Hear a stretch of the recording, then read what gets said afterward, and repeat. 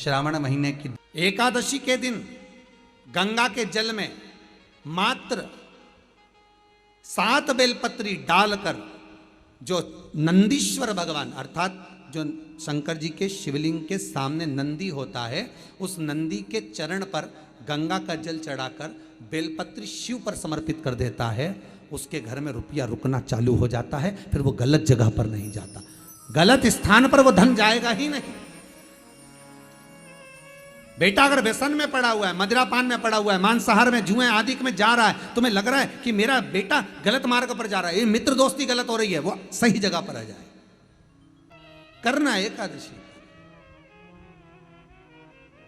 कई लोग इसको धन के लिए भी करते हैं, संपदा के लिए। संपदा के लिए अर्थात जिसका व्यापार नहीं चलता, जिसके घर में पैसा नहीं आता, या नौकरी नहीं लग रही, या सर्विस नहीं लग रही, आप अप्लाई कर रहे हो, जगह जगह जाकर इंटरव्यू भी दे रहे हो और पैसा नहीं आ, तो उसके लिए भी प्रयास किया जाता है। पर उसके लिए यहाँ पर जो धन के लिए करते हैं, उसके लिए विष्णुपदी के लिए करते हैं। मतलब जैसे गंगा के जल में तुलसी के 11 पत्ते डाले जाते हैं। कितने पत्ते डालते हैं? 11 तुलसी के पत्ते डालते हैं, और उसको किसी भी नारायण के मंदिर में, राम कृष्ण शिव, शंकर नहीं, राम कृष्ण भगवान विष्णु दत्त आदि जितने नारायण के मंदिर हैं, उस मंदिर में किसी भी पात्र में, एक छोटे से पात्र में उसको भरकर रखी आते हैं महाराज। उससे भी जॉब, सर्विस, नौकरी में सफलता प्राप्त हो जाती है। परंतु वो भी एकादशी को ही होता है। कुछ देर तक पात्र को रखा जाता है, फिर वही पात्र का जल किसी भी वृक्ष के नीचे डाल दिया जाता है, उससे भी नौकरी के लिए फायदा मिलता है। गंगा का जल कोई साधारण नहीं। ये वो मंत्र है जिससे लक्ष्मी दौड़ कर आती है। नारायण तो बाद में आएंगे, पर लक्ष्मी पहले आती है। तो सबसे पहले अगर ओम नमो भगवते वासुदेवाय का हम मंत्र जाप करते हैं, नारायण का अगर हम मंत्र जप रहे हैं, तो सबसे पहले अगर हमारे घर में कोई प्रवेश करती है तो वो माँ लक्ष्मी प्रवेश करती है, क्योंकि यहाँ मेरे नारायण आने वाले हैं। पहले मैं जाऊं, पहले मुझे पहुंचना होगा, तब नारायण यहाँ पर पहुंचेंगे, लक्ष्मी जी। इसलिए आयाती और नियाती, दाता विधाता की धर्म पत्नी माता लक्ष्मी की भाभियां जब जब लक्ष्मी जी को बुलाना रहता था, इसी मंत्र को जपती थी। एक बार फिर से बोल लो, ओम नमो भगवते वासुदेव।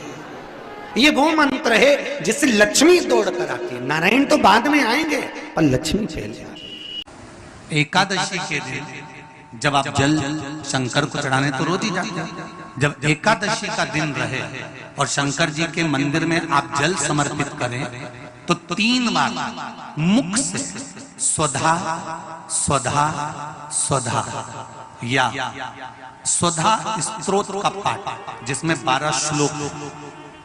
अगर स्वधा स्तोत्र नहीं पढ़ सकते तो 3 बार मुख से क्या बोलना है? जम के बोलो जरा, स्वधा स्वधा स्वधा। पीछे धा है, हा नहीं तो तुम स्वाहा स्वाहा स्वाहा का। पीछे क्या है? धा, धनुष। एक छोटा सा प्रैक्टिकल है, आप करके देखेंगे तो बाबा कुबेर भंडारी वैसे ही भंडार भर देगा। थोड़ा सा प्रयास, अगर आपके सबके घर में गंगा जल है तो एक प्रयास करके देखिएगा।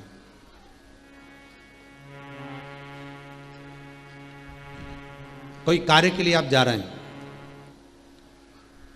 और वो कार्य अटक रहा है, नहीं हो रहा, बहुत प्रयास कर लिया आपने, बहुत दिन से लगे हुए कि ये काम होना ही चाहिए, ये काम बहुत जरूरी है और होना ही चाहिए, नहीं हो रहा।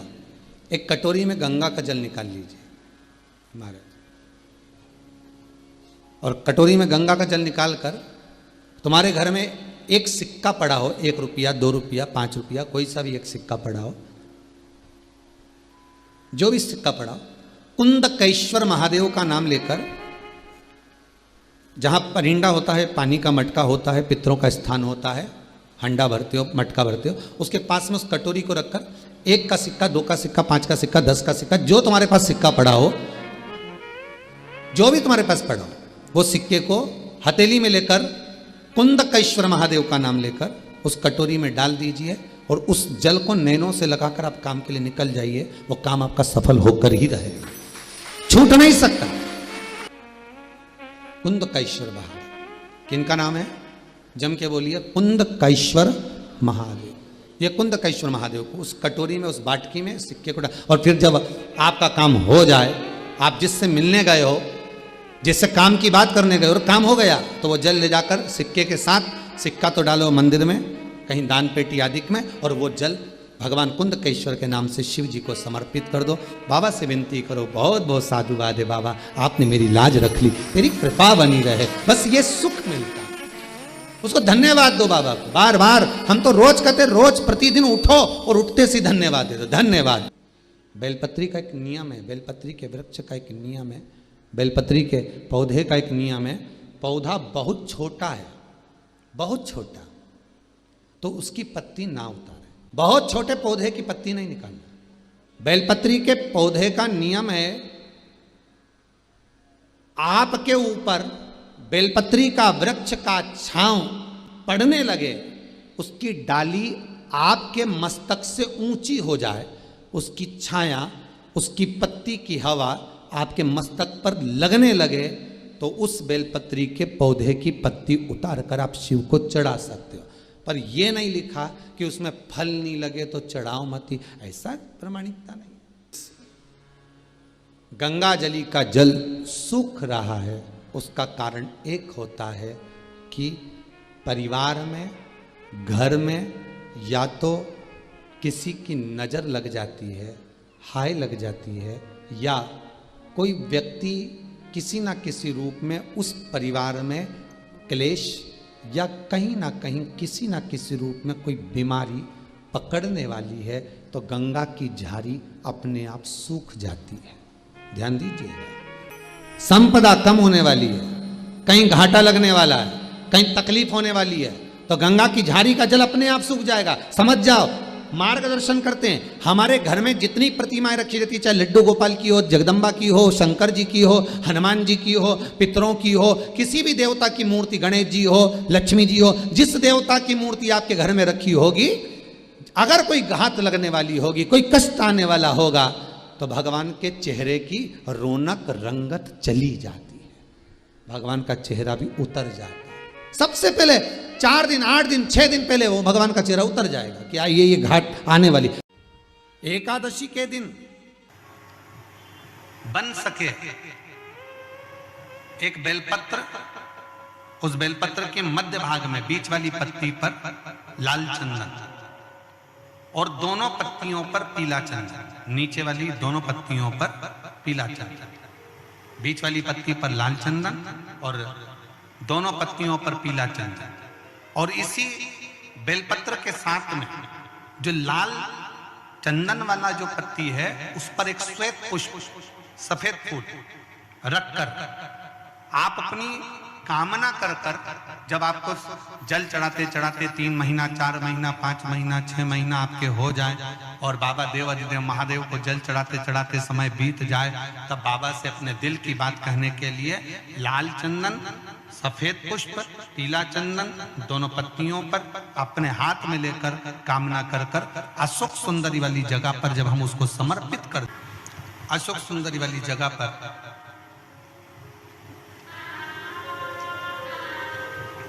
ये शिवलिंग जलाधारी और उसके सामने का जो भाग है, उसके मध्य भाग में अशोक सुंदरी का स्थान, बस इसी स्थान पर बेलपत्र और श्वेत पुष्प, बीच वाली पत्ती पर लाल चंदन, आसपास की पत्तियों पर पीला चंदन, और वो शिवलिंग की सम्मुख में जो अशोक सुंदरी का स्थान है वहां समर्पित कर। उस स्थान ये रोज नहीं करना, फिर ध्यान देना, कभी कभी 4-6 महीने निकल जाएं, 8 महीने निकल जाएं, 3 महीने निकल जाएं, 5 महीने निकल जाएं, उस स्थान, और ये हमने एक बार नहीं बताया, इसको पहले भी वर्णन कर सकते। एकादशी के दिन गंगा के जल में मात्र 7 बेलपत्री डालकर, जो नंदीश्वर भगवान अर्थात जो शंकर जी के शिवलिंग के सामने नंदी होता है, उस नंदी के चरण पर गंगा का जल चढ़ाकर बेलपत्री शिव पर समर्पित कर देता है, उसके घर में रुपया रुकना चालू हो जाता है, फिर वो गलत जगह पर नहीं जाता। गलत स्थान पर वो धन जाएगा ही नहीं। बेटा अगर व्यसन में पड़ा हुआ है, मदिरा पान में पड़ा हुआ है, मांसाहार में, जुए आदि में जा रहा है, तुम्हें लग रहा है कि मेरा बेटा गलत मार्ग पर जा रहा है, ये मित्र दोस्ती गलत हो रही है, वो सही जगह पर आ जाए तो हो रही है। 30,000 रुपये महीना, 40,000 रुपये महीना कमा कर लेकर भी आ रहा है, कमाई तो आपकी हो रही है। 30-40 हज़ार रुपये महीना आप कमा रहे हो, 50,000 रुपये महीना, 1 लाख, 2 लाख, 4 लाख रुपए आप कमा भी रहे हो, पर आया और चला गया, उसका क्या करोगे?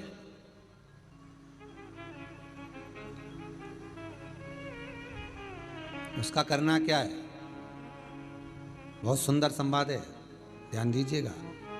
जिसके घर में कमाने वाले 2-4 हैं, पैसा तो आ रहा है और घर में टिक नहीं रहा, डॉक्टर में, पुलिस में, एक्सीडेंट आदि में, कहीं गलत जगह पर व्यसन में अगर पैसा जा रहा है, जुए में, मांसाहार, मदिरा पान, या कहीं आया पैसा, पैसा आने में कमी नहीं, आ रहा है पर टिक नहीं रहा, रुक नहीं रहा, कोई मांगने आ गया, दे दिया, फिर वहां से अपने पास नहीं आ रहा, अपन कह रहे हैं भैया हमारा पैसा लौटा दो, नहीं आ रहा।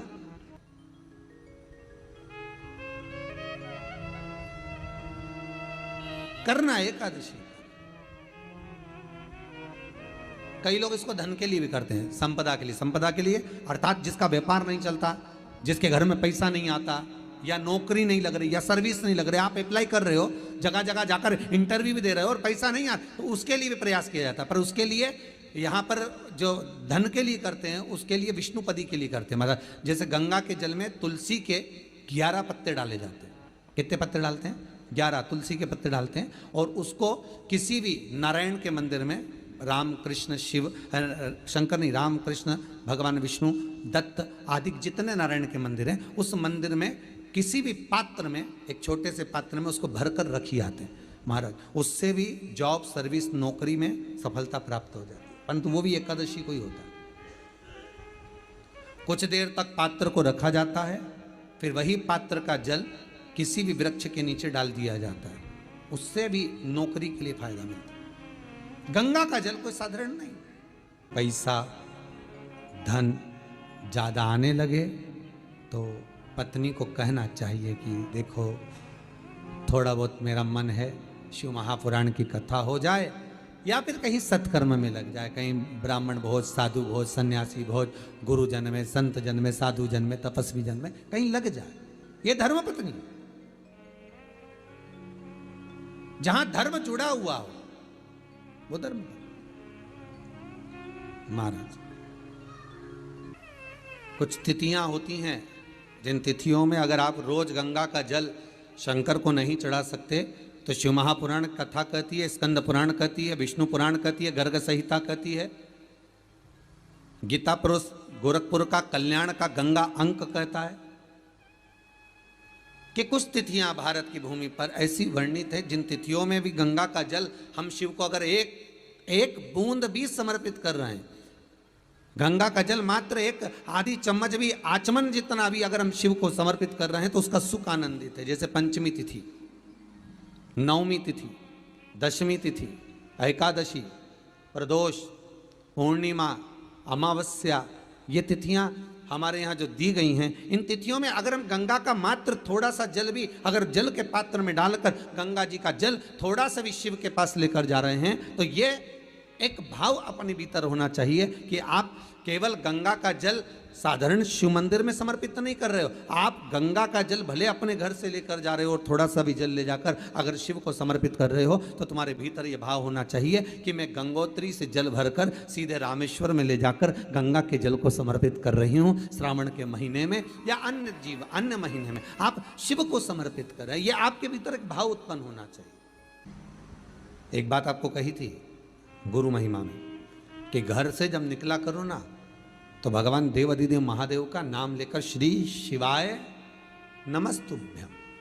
घर से जब निकलो, कोई कार्य के लिए जा रहे हो तो आप श्री शिवाय नमस्तुभ्यम का स्मरण कर कर जाइए। आप किसी काम के लिए आगे बढ़ रहे हो, श्री शिवाय नमस्तुभ्यम का स्मरण कर कर जाइए। जिस समय आपके मुख से श्री शिवाय नमस्तुभ्यम का स्मरण हो जाए या शिवलिंग का स्पर्श हो जाए या शंकर का अनुमोदन कर कर ओम नमः शिवाय बोलकर या राम बोलकर कृष्ण बोलकर शिव बोलकर आपके भीतर जो रमा हुआ है, आप राम को मानते हैं आप राम को मत माने, हम मना नहीं करेंगे, आप कृष्ण को माने तो कृष्ण को माने, हम मना नहीं करेंगे, आपका दिल जिससे लगे, आपका चित्त वृत्ति जिससे लगे। और उस पवित्र भूमि में ना जाने कितने साधक, कितने साधु, कितने तपस्वी, कितने संत, कितने महात्मा, कितने जोगी, कितने सन्यासी, कितने ब्राह्मण जन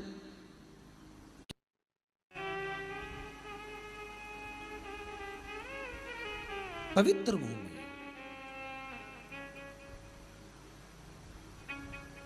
और उस पवित्र भूमि में ना जाने कितने साधक, कितने साधु, कितने तपस्वी, कितने संत, कितने महात्मा, कितने जोगी, कितने सन्यासी, कितने ब्राह्मण जन, कितने विद्वत जन इस भारत की भूमि पर भ्रमण करते रहते हैं, तप साधना करते रहते हैं, उपासना करते रहते हैं, मंत्र जाप स्मरण करते रहते हैं।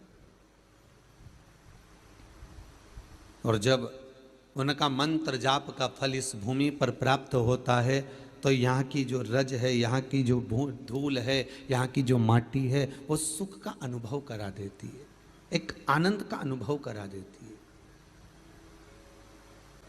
श्री भागीरथ बाबा गंगा जी को लेकर आए।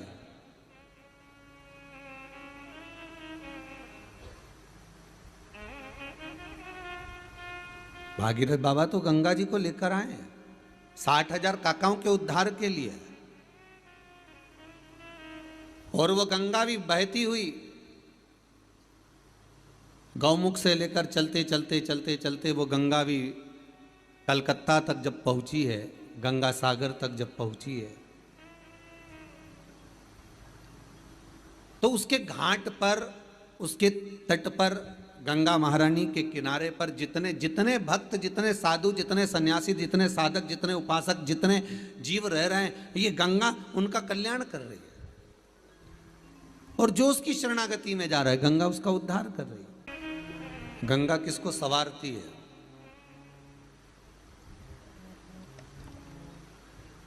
किसी ने कहा कि प्राण छूटे और गंगा जी में ले जाकर अस्थियों को छोड़ दो तो गंगा मोक्ष देती है।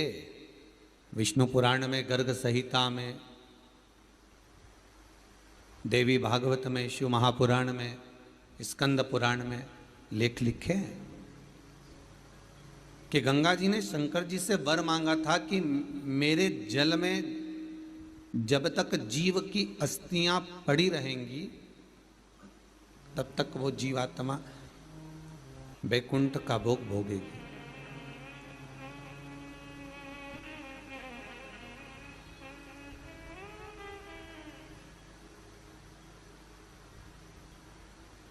पर गंगा जी ने एक बात और कही है, शिव महापुराण में आपने श्रवण करा ना करा, पर एक बात और गंगा जी कह रही हैं कि मैं तार दूंगी, मैं पापी से पापी जीव का उद्धार कर दूंगी, मना नहीं है। वैसे भी तो भारत की भूमि तो पावन पावन नदियां सारी की सारी जितनी भी हैं ये भारत की भूमि पर है, ये भारत माता पर विराजमान, सारे के सारे पावन तीर्थ इस भारत की भूमि पर विराजमान है।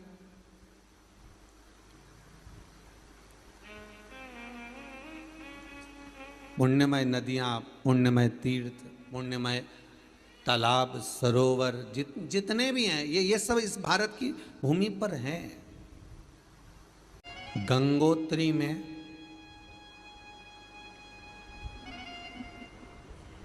आप लोग गए होंगे, कई लोग गंगोत्री, बद्रीनाथ के जो 4 धाम हैं, यमुनोत्री, गंगोत्री, केदार और बद्रीनाथ। विष्णु पुराण में कहा 3 तरह से मरे हुए व्यक्ति की गति नहीं है, उसको मोक्ष नहीं है। पहला, पानी में डूब कर मरा हुआ, दूसरा सर्प के डसे से मरा हुआ, तीसरा स्त्री के हाथ से, नारी के हाथ से मरा हुआ व्यक्ति, इसकी गति नहीं है, मोक्ष नहीं है इसकी। इनकी गति केवल एक है, वो है शिव महापुराण की कथा। अगर कोई पानी में डूबकर मर भी गया है तो उसके परिवार का, उसके कुल का व्यक्ति अगर एक बार शंकर की कथा भले यहाँ आकर ना सुने, टीवी के सामने भी बैठकर सुन रहा है। एकादशी के दिन शंकर भगवान को चावल का दाना चढ़ाना चाहिए कि नहीं चाहिए? किसी ने पूछा कि चावल का दाना एकादशी पर भगवान शंकर को चढ़ा सकते हैं, चावल का दाना शंकर जी को चढ़ाते क्यों है, पहले तो वो समझ। बेलपत्री का तो महत्व आपको बार बार बताया कि बेलपत्री शिव जी को क्यों चढ़ाई जाती है, कहीं रोग के लिए, कहीं बीमारी के लिए, कहीं किस कार्य के लिए, कहीं कोई कार्य के लिए, कहीं कोई कार्य के लिए। चावल का दाना अगर हम शंकर भगवान को चढ़ा रहे हैं तो क्यों चढ़ा रहे हैं, उसका कारण क्या है? चावल का दाना शिव को चढ़ाने का केवल एक कारण रहता है कि चावल को अक्षत कहते हैं। अक्षत का मतलब होता है अक्षय।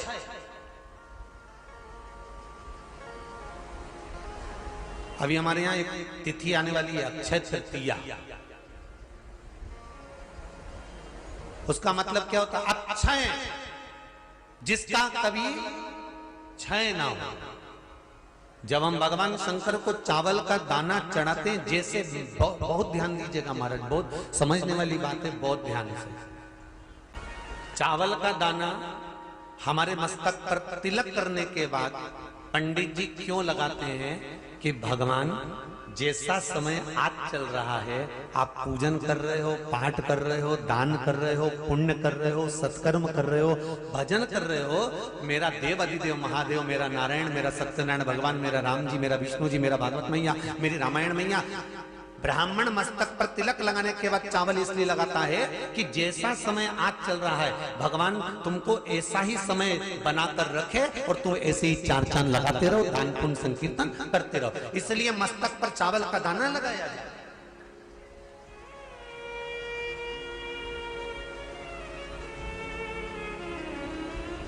कोई मर जाता है, मरने के बाद जब तक पगड़ी नहीं होती तब तक माथे पर तिलक, चावल का दाना लगाया जाता है। जम के बोलो जरा, नहीं लगाते। किसी पंडित जी से पूछो, ब्राह्मण देवता से पूछो, ब्राह्मण देवता ये कोई मर गया, और हमारा तो नियम है कि हम सिर पे तिलक लगाते हैं, चावल लगाते हैं, या पंडित जी से हम तिलक लगवाते हैं, मंदिर जाते हैं तो मंदिर में जाके तिलक लगवा के हम चावल का दाना लगवाते हैं, क्यों नहीं लगाते? उसका कारण क्या है? जब किसी के मरने के बाद 10 दिन तक, 12 दिन तक मस्तक पर तिलक क्यों नहीं लगाया जाता? 10-12 दिन तक माथे पर तिलक या चावल क्यों नहीं लगाया जाता? उसका कारण है कि ये जो समय आया है, तुम्हारे यहाँ जो गमी हुई है, तुम्हारे यहाँ कोई मर गया है, तुम्हारे यहाँ किसी के प्राण छूट गए हैं, तो ब्राह्मण इसलिए तिलक नहीं लगाता आपको, इसलिए चावल का दाना नहीं लगाता कि ऐसा दिन भगवान अब ना लाए, इसको अमर ना करे, इसको अक्षय ना करे, इसको प्रबल ना करे।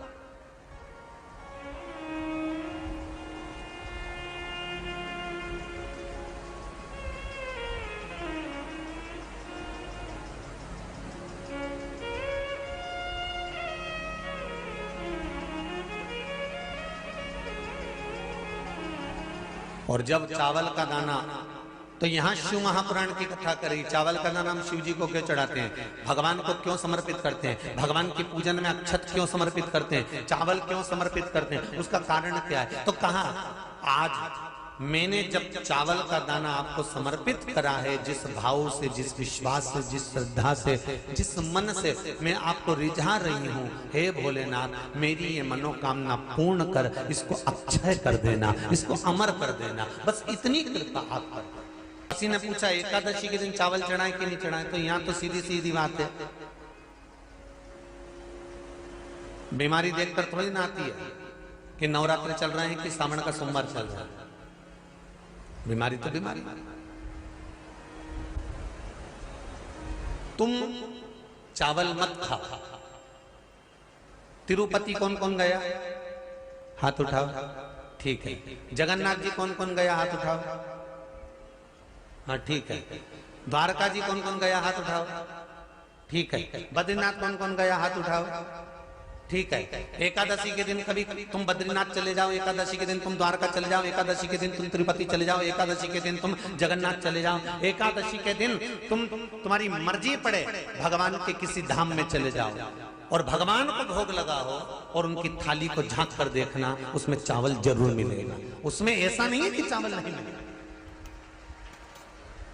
बद्री नारायण में भगवान को चावल का भोग लगा हुआ मिलेगा, द्वारका में चावल का भोग लगा हुआ मिलेगा, आपको जगन्नाथ में चावल का भोग लगा हुआ मिलेगा, तिरुपति में मिलेगा, द्वारकाधीश में मिलेगा, नाथू द्वारा में मिलेगा, सांवरिया सेठ में मिलेगा, काकरोली जी में मिलेगा।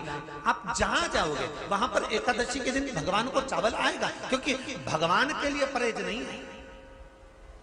जो काम में डूबा हुआ है, जो आसक्ति में डूबा हुआ है, जो लोभ में डूबा हुआ है, जो वासनाओं में डूबा हुआ है, जो तृष्णा में डूबा हुआ है, और जो माता के गर्भ से जन्म लिया, एकादशी के दिन चावल उसको नहीं खाना। अब हमारे यहां तो कहावत में कहते हैं, राम जी की जब स्तुति गाते हैं तो कहते हैं भय प्रगट। आती है आप लोगों को? एक लाइन तो आती होगी, गाओ जरा। भय प्रगट दीन कौशल। अब रामचरितमानस में कहा भय प्रगट कृपाला। प्रगट मतलब एकदम सामने आ गए। यहां लिखा है पेदा भय लाला। अगर तुलसीदास जी लिखते तो जन्म लिया होता राम जी ने तो तुलसीदास बाबा लिख देते कि पैदा भय, माता के गर्भ से इनका जन्म हो। नहीं नहीं नहीं, यहाँ कहा भय प्रगट कृपाला दीन कौशल्या।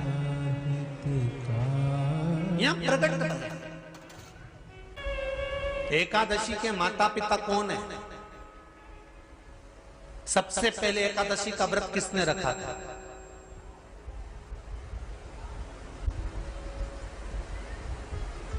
एकादशी का जन्म स्थान कहां है? दुनिया के लोग बहुत प्रश्न करते हैं, राम जी अयोध्या में हुए थे, भगवान कृष्ण मथुरा में हुए थे, तो एकादशी कहां हुई थी? तो उसको बताना तो पड़ेगा कहां हुई थी।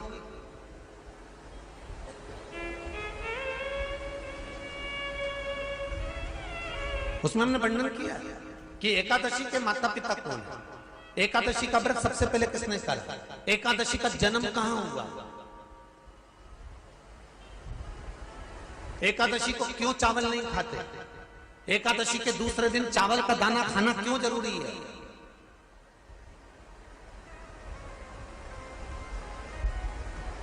कौन सा तीर्थ है जहां एकादशी को उल्टा लटका दिया। एक एक चीज का वर्णन स्कंद पुराण सब चीजों का वर्णन कर देता है।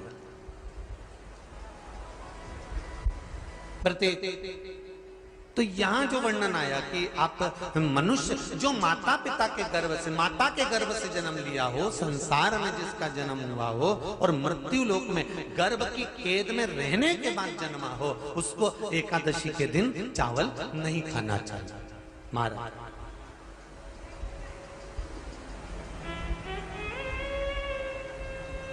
पर यहां शास्त्र ये नहीं कहता कि भगवान को चावल नहीं चढ़ाना चाहिए। यहां शास्त्र कहता है आप शिव जी को चाहे एकादशी हो, चाहे द्वादशी हो, चाहे प्रदोष हो, चाहे पूर्णिमा हो, चाहे अमावस्या हो, चावल का दाना आप भगवान शिव को समर्पित कर सकते हो और ज्यादा नहीं। शंकर कभी ये नहीं कहते कि मुझे बहुत सारा चढ़ा। शंकर जी की कथा कहती है कितना, मात्र एक चावल का दाना।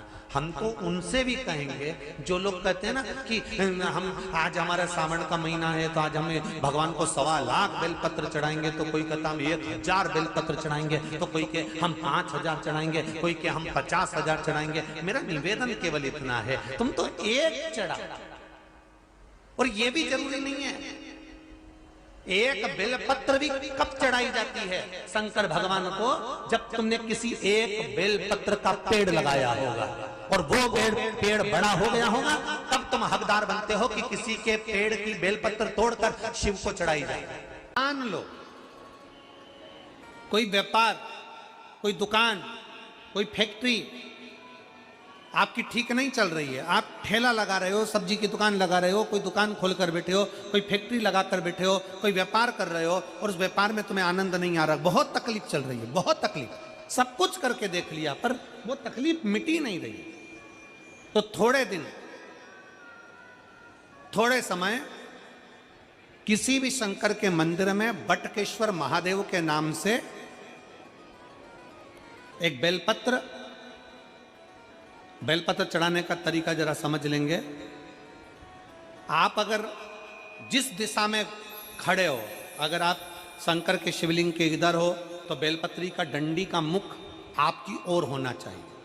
आप इधर हो तो डंडी का मुख उधर हो, आप उधर हो तो डंडी का मुख उधर हो, आप इधर हैं तो डंडी का मुख इधर हो। बटकेश्वर महादेव के नाम से शंकर जी के मंदिर में एक बेलपत्री पर डंडी का मुख अपनी ओर होना चाहिए। जो डंडी है इसका मुख अपनी ओर। बटकेश्वर महादेव के नाम से एक बेलपत्र शंकर भगवान को समर्पित करो बटकेश्वर महादेव के नाम से। और बेलपत्र चढ़ाने के बाद में जो जल में लोटे चले वो 7 बार लोटे का 7 बार से मतलब है अलग से लोटा भरना नहीं है, 7 बार उसी लोटे का जल जब बेलपत्र डंडी समेत समर्पित कर दें, 7 बार उस लोटे के जल को 7 बार बटकेश्वर महादेव का नाम लेकर अपनी मन की कामना कर कर बाबा से विनती करते हुए कि बाबा मेरी ये छोटी सी अर्ज स्वीकार करते, 7 बार उस जल को चढ़ाओ। लगातार कम से कम आप 15 से 20 दिन तक लगातार बटकेश्वर महादेव के नाम से चढ़ाओगे। ऐसी कोई दुकान और फैक्ट्री नहीं तो चले नहीं और आगे बढ़े नहीं और काम सुलझे। बटकेश्वर महादेव, भगवान शंकर का ये नाम, भगवान शिव का ये स्तुति, भगवान शंकर का ये नाम बटकेश्वर महादेव। स्वयं भगवान शंकर ब्रह्मा जी का जब सिर कटकर बड़का पेड़ बन जाता है और उस पेड़ के नीचे, वृक्ष के नीचे शंकर भगवान विराजमान हो जाते हैं, शिव जी उसके नीचे विराजमान हो जाते हैं, उसी का नाम बटकेश्वर महादेव पड़ा। बटकेश्वर, बोल बटकेश्वर महादेव की। शिव जी के मंदिर में